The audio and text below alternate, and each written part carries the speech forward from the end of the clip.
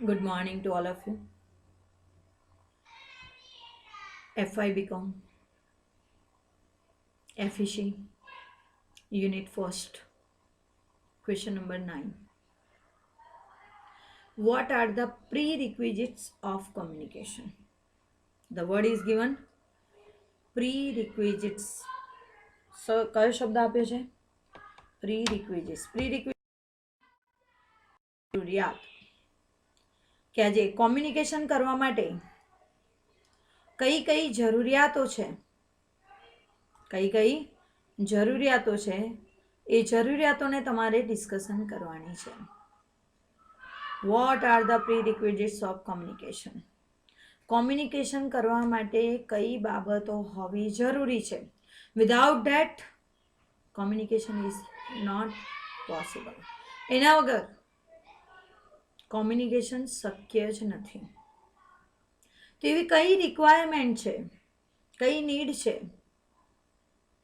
કે જેના કારણે તમે કોમ્યુનિકેશન કરી શકો, અથવા તો એવું કહી શકીએ કે જેના વગર કોમ્યુનિકેશન ના થઈ શકે.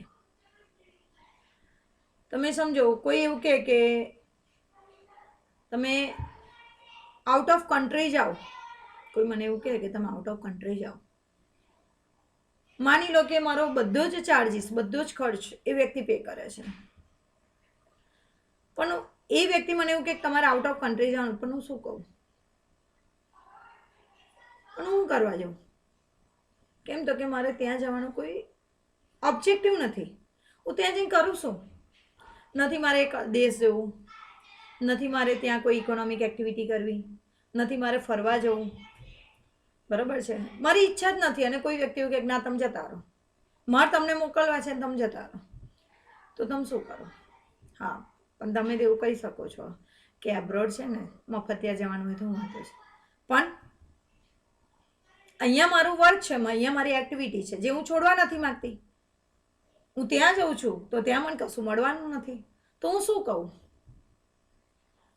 કે ભાઈ મારે I am not interested, I am not interested because I can't any specific purpose. ત્યાં જવા પાછળનો મારો કોઈ પર્પઝ નથી. હા, તમે એવું કંઈક ફરવા જવાય, પણ ક્યારે જવાય? વિથ ફેમિલી હોય, કોઈ એવું ફ્રેન્ડ સર્કલ્સ હોય તો તમે ફરવા જાઓ. પણ પેલો વ્યક્તિ એવું કે ના, હું કહું છું એટલે તમારે જવાનું છે, અને એ પણ without family. You have been gone alone, તમારે એકલાએ જ જવાનું છે. તો આવા કન્ડિશનમાં શું કરીએ? તમે એવું જ કહો કે ના ભાઈ નહીં જવું, ખોટો ટાઈમ પાસ કરવા જવાનું, કશું મળે નહીં, બરાબર છે, અમારે જવું નથી. Because you can't have any object. કેમ તો કે તમારો કોઈ ઓબ્જેક્ટિવ નથી. પણ એની જ જગ્યાએ કોઈ આજે કોઈ બિઝનેસમેન હોય અને એને બીજા દેશના વેપારીઓ સાથે ડીલ કરવાની હોય, કોન્ટ્રાક્ટ કરવાનો હોય, સાઇન, અથવા કોઈક એની એક્ટિવિટી છે જેની પાછળ એનો કોઈ સ્પેસિફિક પર્પઝ છે, જેને અચીવ કરવાનું છે, તો એના માટે એવું કહેશે કે હા, આઈ એમ ગોઈંગ ટુ અબ્રોડ. એ કદાચ પોતાનું કોઈ નહીં મોકલે તો પોતાના પૈસા ખર્ચીને જશે. કેમ તો કે એની પાસે કોઈ સ્પેસિફિક ગોલ છે, પર્પઝ છે.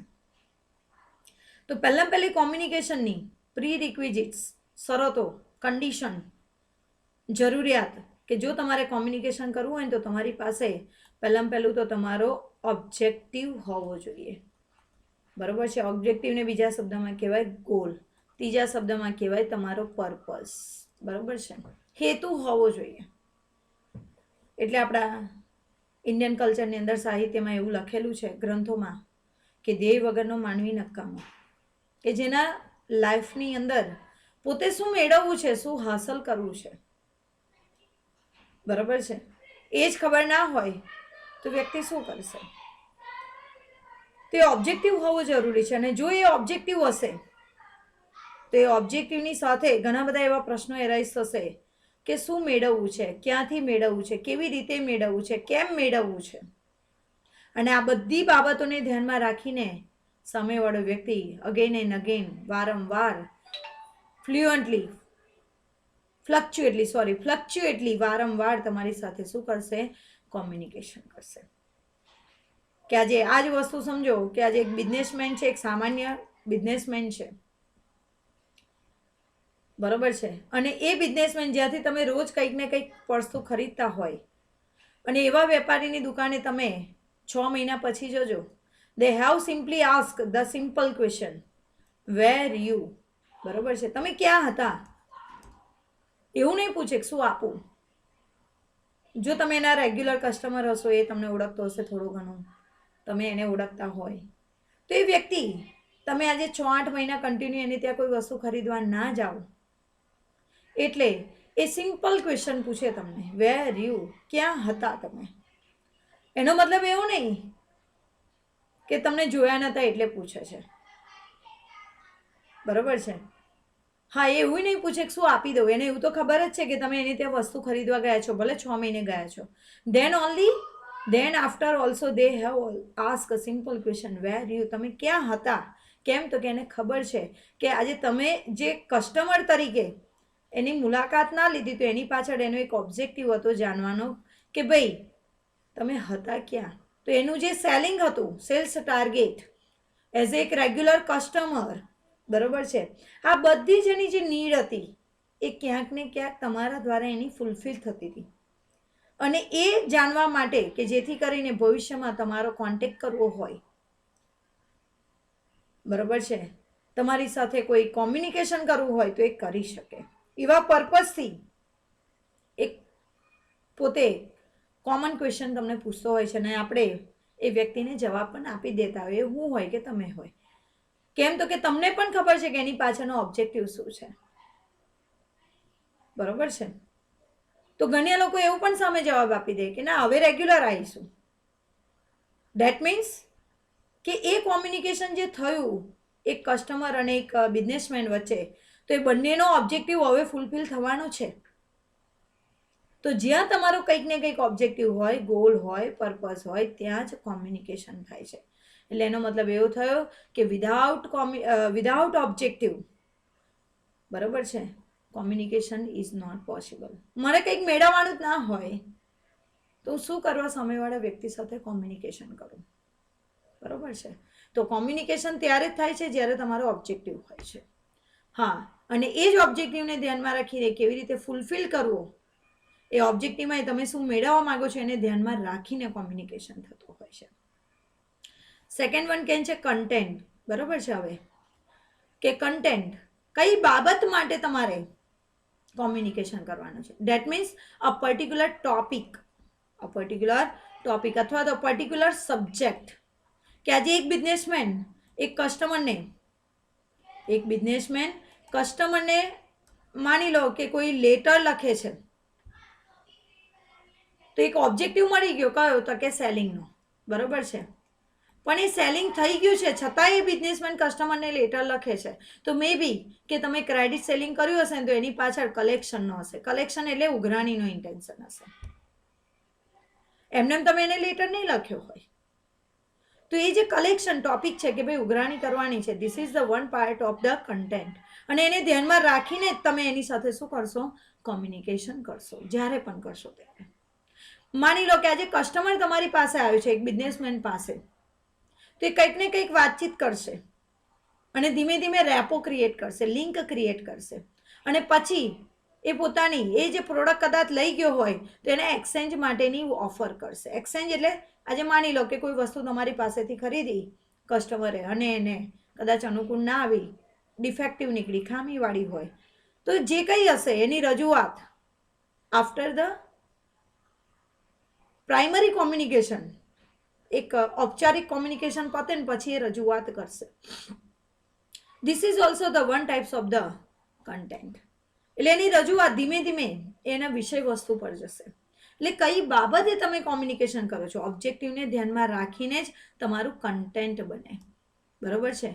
કે જે ઓબ્જેક્ટિવ તમારે ફૂલફિલ કરવો છે એને ધ્યાનમાં રાખીને તમારે એ વિષય વસ્તુની પસંદગી કરવી પડે, અને એ વિષયને ધ્યાનમાં રાખીને, જે ટોપિકને ધ્યાનમાં રાખીને તમે સામેવાળા વ્યક્તિ સાથે શું કરતા હોય છે?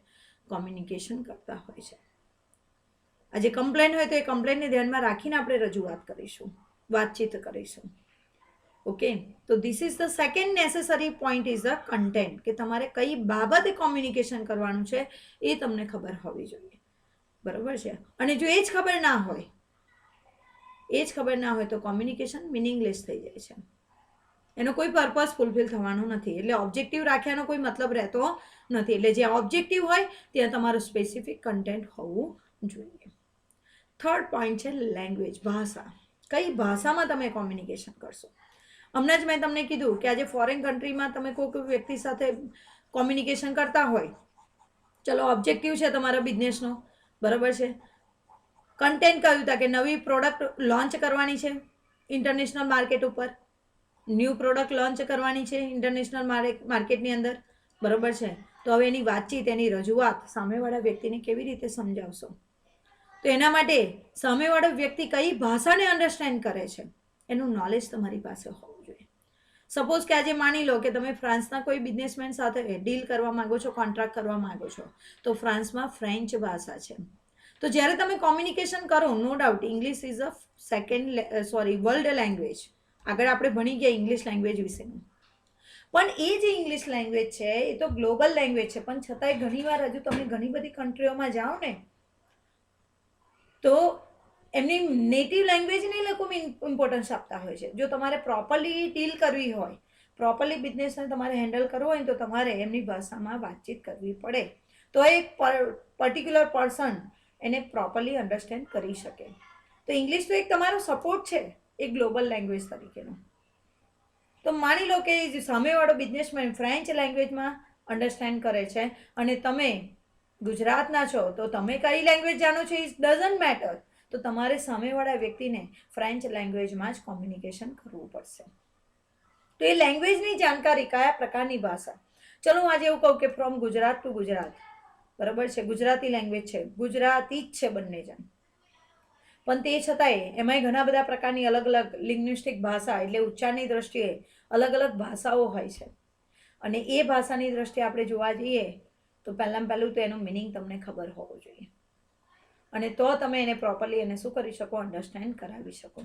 બીજું એક ઉદાહરણ આપું ભાષા વિશેનું, કે આજે જાપાની, બરાબર છે, અને ઇન્ડિયન, તો એક કોમન લેંગ્વેજ કહું કલ્ચરની દ્રષ્ટિએ, ભાષાની દ્રષ્ટિએ, તો આપણે ત્યાં કોઈ પર્સન બિઝનેસ માટે ડીલ કરવા ગયો હોય તો એને આવકાર આપવામાં આવે કે વેલકમ સર, ચલો બરાબર છે, ઇંગ્લિશ લેંગ્વેજ લઈએ તો પણ.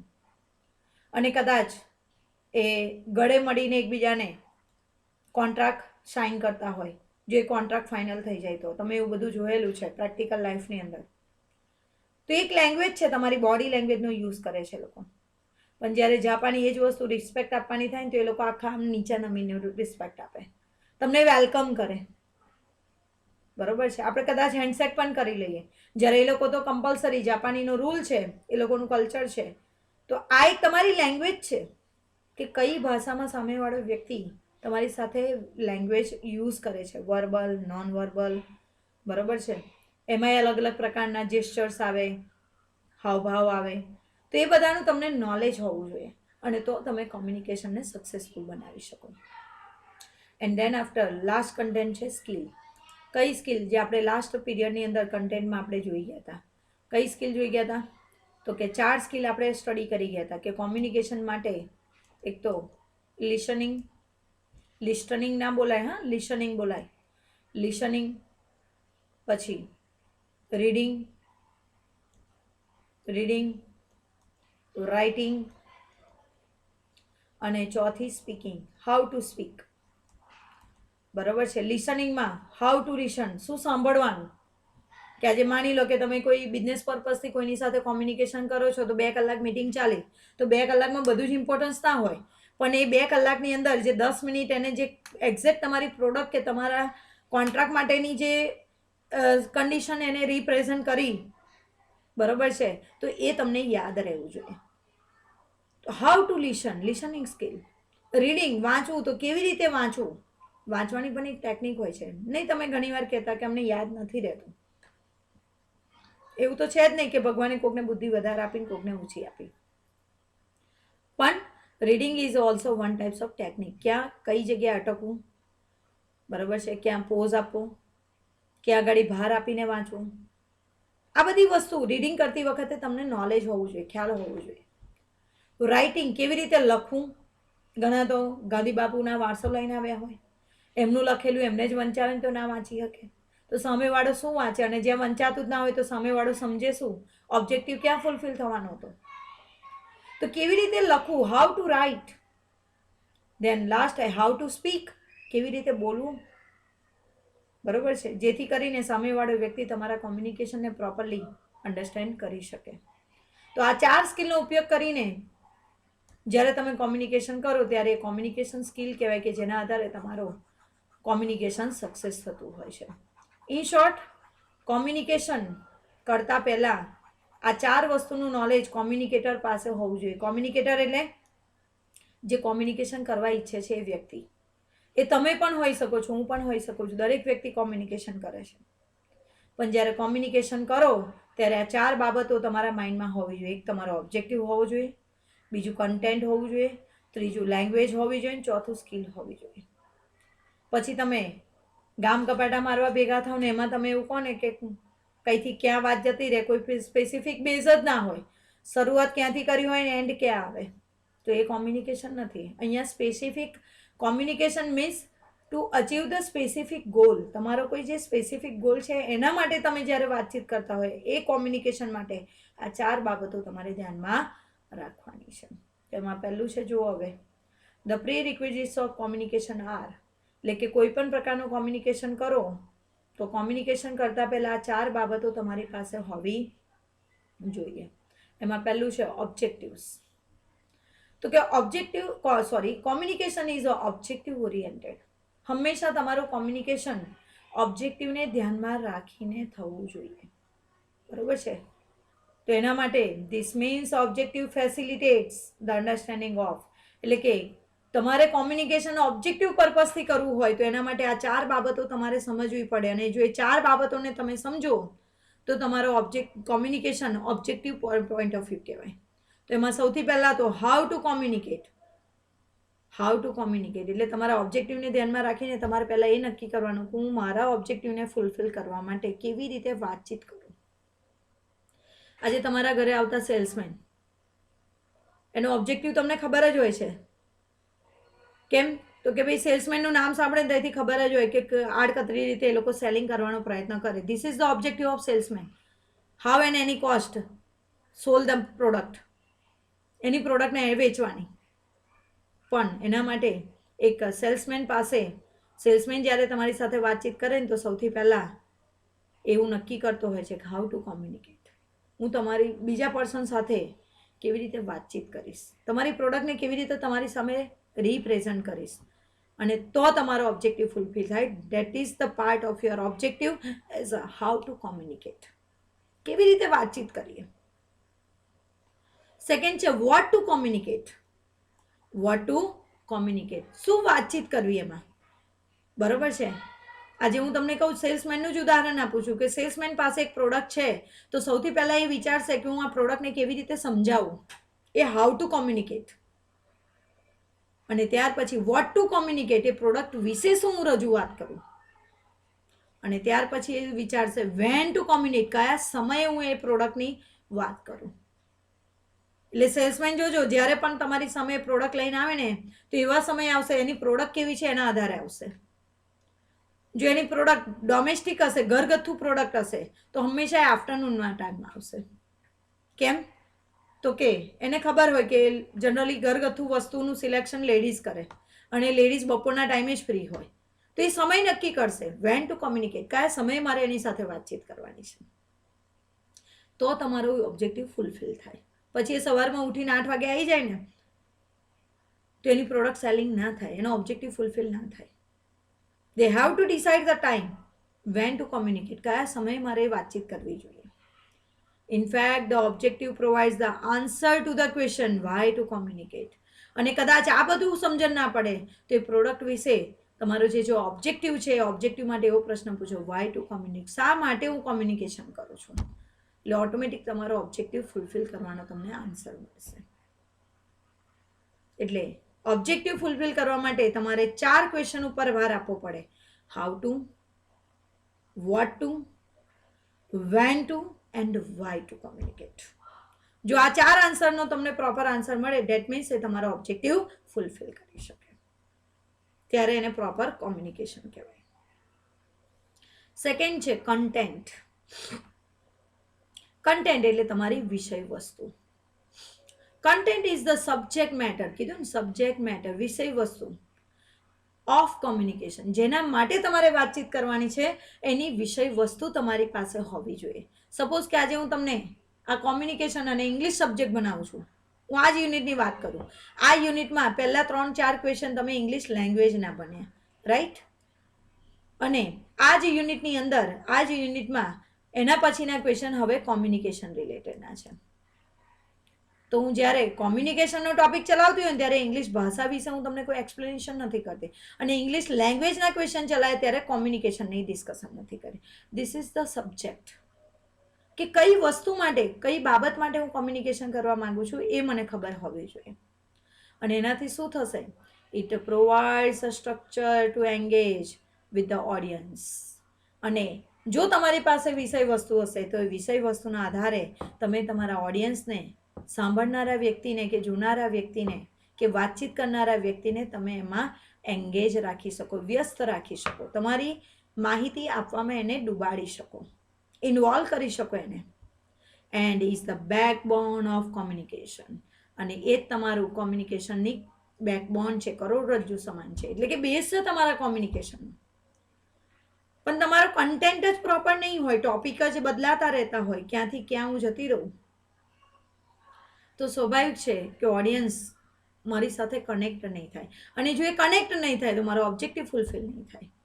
એટલે કોમ્યુનિકેશન માટે કન્ટેન્ટ મોસ્ટ ઇમ્પોર્ટન્ટ ગણાય છે. કન્ટેન્ટ ચેન્જ ના થવું જોઈએ તમારું, વિષય વસ્તુ બદલાવી ના જોઈએ. દેન આફ્ટર છે લેંગ્વેજ. તો કે language either as a verbal, verbal એટલે બોલીને, either as a non verbal એટલે કે સાઇન દ્વારા, ચિહ્નો દ્વારા, સિમ્બોલ દ્વારા. એટલે લેંગ્વેજ બે સ્વરૂપે હોય, શાબ્દિક અને અશાબ્દિક, verbal and non verbal. Is a instrumental in communicating ideas. એટલે કે જે તમારી ભાષા છે એ ભલે શાબ્દિક હોય કે અશાબ્દિક હોય, એ તમારા કોમ્યુનિકેશનની અંદર એક ઇન્સ્ટ્રુમેન્ટલ તરીકે, એક સાધન તરીકે કામ કરે છે. શાના માટે? To achieve the desire objective. જે તમારા નક્કી કરેલા ઓબ્જેક્ટિવ્સ છે એ ફૂલફિલ કરવા માટેનું માધ્યમ છે, સાધન છે. કયું? શાબ્દિક કે અશાબ્દિક રીતે. એટલે એમાં ભાષાનો પણ ઉપયોગ થવો જોઈએ. Without language communication is not possible. હા, એ લેંગ્વેજ અલગ અલગ ફોર્મમાં હોય, કાં તો એ વર્બલ ફોર્મમાં હોય, કાં તો એ નોન વર્બલ ફોર્મમાં હોય. ઓકે. એન્ડ લાસ્ટ છે સ્કિલ્સ. તો કે કમ્યુનિકેશન સ્કિલ આર ઇન્ડિસ્પેન્સિબલ. એટલે કે જે તમને 4 સ્કિલ સમજાઈ, listening, hearing, writing and reading. તો તમે એવું કહો કે આ મારે 4માંથી એકેનો ઉપયોગ નથી કરવો અને કોમ્યુનિકેશન કરવું છે, તો ઇટ્સ નોટ પોસિબલ. ઇન્ડિસ્પેન્સેબલ. ઇન્ડિસ્પેન્સેબલનો મતલબ થાય કે જેને તમે જુદું ન પાડી શકો, બરોબર છે, જેને અલગ ન કરી શકાય. એટલે કહેતા આ જે સ્કિલ છે એ સ્કિલથી તમે ઓવર થઈને, સ્કિલની બહાર જઈને તમે એવું કહો કે we have to do the communication, it's not possible. As and when you say that, જ્યાં તમે એવું કહો છો કે વી આર મેકિંગ કોમ્યુનિકેશન, તો આ ત્યાં 4 આ સ્કિલ હોય ને હોય જ. કઈ કઈ? Listening, reading, writing and speaking. આ 4માંથી કોઈ એક એક્ટિવિટી તમે કરતા જ હોય તો જ communication possible. Without skill communication is not possible. તો communication skill are indispensable. In the absence of skill, કીધું ને, જો આ 4માંથી એક સ્કિલનો તમે ઉપયોગ જ ના કરતા હોય, communication will not take place effectively. તો એ અસરકારક રીતે તમારું કોમ્યુનિકેશન થાય જ ના. તમે એક વખત મારે બોલવું જ નથી, તમે એક વખત મારો ઓબ્જેક્ટિવ ફૂલફિલ કરવો છે. How to fulfil your objective? તમે બોલતા જ નથી. તમે એવું કહો કે મારે એક્ઝામમાં પાસ થવું છે, પણ તમે એક્ઝામમાં લખતા જ નથી, તમે રાઇટિંગ સ્કિલનો ઉપયોગ જ નથી કરતા. ઘણા એવા સ્ટુડન્ટ છે અમારી લાઈફની અંદર કે જે સ્ટુડન્ટ્સને એવું કહે કે ભાઈ આ ફેલ થાય છે વારંવાર, બરાબર છે, અને પછી એને એવું કહીએ કે લે ભાઈ આ પેપર લખ, સોલ્વ કર, પણ એને લખ્યું જ ના હોય. પણ જેને લખ્યું જ નહીં તમે એવું કહો કે પાસ થાય, તો હાઉ કેન ઇટ્સ પોસિબલ? તો ત્યાં તમારે રાઇટિંગ સ્કિલનો તો ઉપયોગ કરવો જ પડે, તમારે એટલીસ્ટ લખવું તો પડે. તો આ એવું છે કે જ્યાં તમે આ 4માંથી એક પણ સ્કિલનો ઉપયોગ નથી કરતા અને તમે એવું કહો કે હું કોમ્યુનિકેશન કરું, તો એ કોમ્યુનિકેશન ઇફેક્ટિવ થતું નથી. જ્યાં તમે કોમ્યુનિકેશનની વાત કરો છો તો જ્યાં તમારે લિસનિંગ કરવાનું હોય ત્યાં લિસનિંગ કરવું પડે, બરોબર છે. જ્યાં તમારે રીડિંગ કરવાનું હોય ત્યાં તમારે રીડિંગ કરવું પડે, જ્યાં તમારે સ્પીકિંગ કરવાનું હોય ત્યાં તમારે બોલવું પડે, અને જ્યાં જરૂર પડે ત્યાં તમારે એને રાઇટિંગ પણ કરવું પડે, લખવું પણ પડે. બરોબર છે. તો જ તમારું કોમ્યુનિકેશન સક્સેસફુલ જાય. તો એ કહે છે, in the absence of skill communication will not take place effectively even though we have clear the objectives and organic content. ભલે ને પછી તમારું કન્ટેન્ટ તમને ક્લિયર હોય, સોલિડ હોય, તમારું કન્ટેન્ટ પાવરફુલ છે, ઓબ્જેક્ટિવ પણ તમને ખબર છે કે મારે આ કરવાનું છે, પણ તમે આ ચારમાંથી એક સ્કિલનો તો ઉપયોગ જ નથી કરતા, તો પછી સામેવાળા વ્યક્તિને તમે રિપ્રેઝન્ટ જ નથી કરતા ચારમાંથી એક સ્કિલ દ્વારા, તો એ રિપ્રેઝન્ટ ના થાય તો તમારો ઓબ્જેક્ટિવ કેવી રીતે ફૂલફિલ થાય? એટલે without skill communication is impossible. Besides listening, speaking, reading and writing, જેને શોર્ટમાં LSRW કહે છે, આ સ્કિલને LSRW, L for listening, S for speaking, R for writing and R for reading and W for writing. આ ઉપરાંત જો આ સ્કિલ થાય ને, આ બેઝિક સ્કિલ છે, જો આ સ્કિલ તમે ફોલો કરો તો એના આધારે જે ઇનડાયરેક્ટ સ્કિલ છે એ ઓટોમેટિકલી ફૂલફિલ થાય. કઈ? તો કે થિંકિંગ સ્કિલ. તમે લિસન કરો એટલે જોડે થિંકિંગ સ્કિલ ડેવલપ થાય. તમે સ્પીકિંગ કરો, બોલો એટલે એનાલિટિકલ સ્કિલ ડેવલપ થાય. એનાલિટિકલ એટલે જે તમે કન્ટેન્ટ સાંભળ્યું અને એના માટે રજૂઆત કરવા માટે તમે એનું એનાલિસિસ કરશો, પૃથક્કરણ કરશો કે તમારી ઇન્ફોર્મેશન શું કહેવા માંગે છે, તો એનાલિટિકલ સ્કિલનો ઉપયોગ થશે જોડે જોડે. અને લાસ્ટ છે એટીટ્યુડ. અને સામેવાળા પર્સનનું, જે બે પર્સન કોમ્યુનિકેશન કરે છે, તો એ બંનેનું એટીટ્યુડ શું છે સ્પેસિફિક પર્પઝ માટે, એ પણ તમે જાણી શકશો. તો કે besides listening, speaking, reading and writing, thinking skill, analytical skill and attitude are also vital for the communication to ensure. Vital એટલે important. વાઇટલનો મતલબ થાય ઇમ્પોર્ટન્ટ. એટલે કે આ ચાર સ્કિલ તો જરૂરી જ છે કોમ્યુનિકેશન માટે, એ બેઝિક સ્કિલ છે. એની જોડે જોડે થિંકિંગ સ્કિલ પણ હોવી જોઈએ, એનાલિટિકલ સ્કિલ પણ હોવી જોઈએ, અને એટીટ્યુડ પણ એટલો જ ઇમ્પોર્ટન્ટ છે. અને તો તમારું કોમ્યુનિકેશન સક્સેસફુલ બને.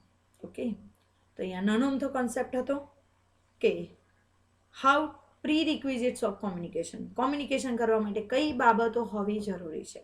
તો પહેલું ઓબ્જેક્ટિવ હોવો જોઈએ, કન્ટેન્ટ હોવું જોઈએ, લેંગ્વેજ હોવી જોઈએ અને સ્કિલ હોવી જોઈએ. જો આ 4 પોઈન્ટ એક સાથે હોય તો તમે કોમ્યુનિકેશન કરી શકો. Otherwise in the absence of this one we can't make any communication. તો આપણે કોમ્યુનિકેશન ન કરી શકીએ. ઓકે.